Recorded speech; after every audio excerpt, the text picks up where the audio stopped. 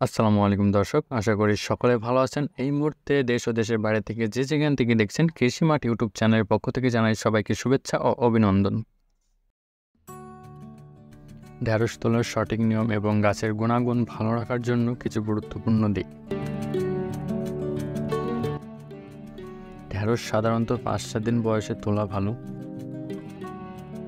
এ সময় ফল নরম থাকে এবং খাওয়ার উপযোগী হয়। যদি ফলটি বেশি বড় হয়ে যায় তবে তা শক্ত হয়ে যেতে পারে, যা খেতে সুস্বাদু হবে না।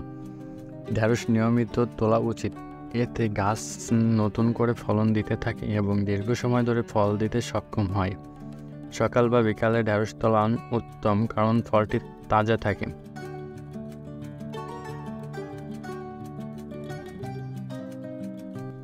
ফলটি হাত দিয়ে ঘুরিয়ে বা কাঁচি দিয়ে কাটুন, যাতে গাছের ডাল বা পাতা ক্ষতিগ্রস্ত না হয়।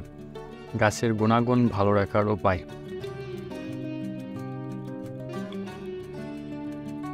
পর্যাপ্ত পানি দেওয়া। ঢেঁড়স গাছে নিয়মিত পানি দিতে হবে, বিশেষ করে যখন গাছের মাটি শুকিয়ে যেতে পারে। তবে অতিরিক্ত পানি দেওয়া ঠিক নয়, কারণ এতে গাছের শিকড় পচে যেতে পারে। সারের সঠিক ব্যবহার।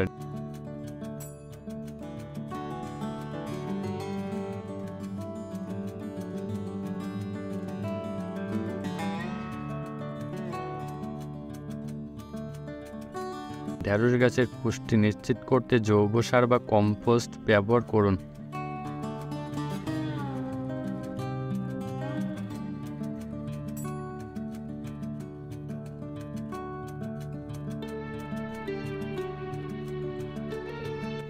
ফলন বৃদ্ধির জন্য গাছের বৃদ্ধির সময় নাইট্রোজেন সমৃদ্ধ সার ব্যবহার করতে পারেন।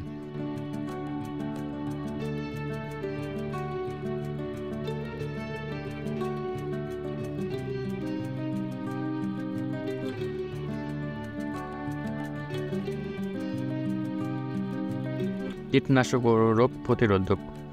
গাছকে পোকামাকড় ও রোগ থেকে বাঁচানোর জন্য প্রকৃতিক কীটনাশক বা বায়োপেস্টিক ব্যবহার করতে পারেন।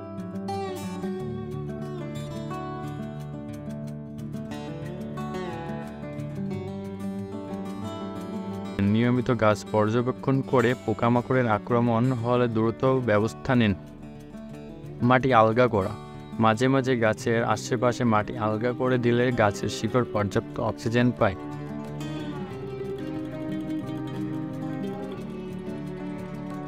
যা গাছের বৃদ্ধিতে সহায়ক। পুরনো পাতা ছাঁটাই। পুরনো পাতা ছেঁটে ফেলুন, এতে গাছের নতুন পাতা ও ফলন বৃদ্ধি পাবে। এই নিয়মগুলো অনুসরণ করলে ঢেঁড়স গাছের গুণাগুণ বজায় থাকবে এবং ফলনও ভালো হবে।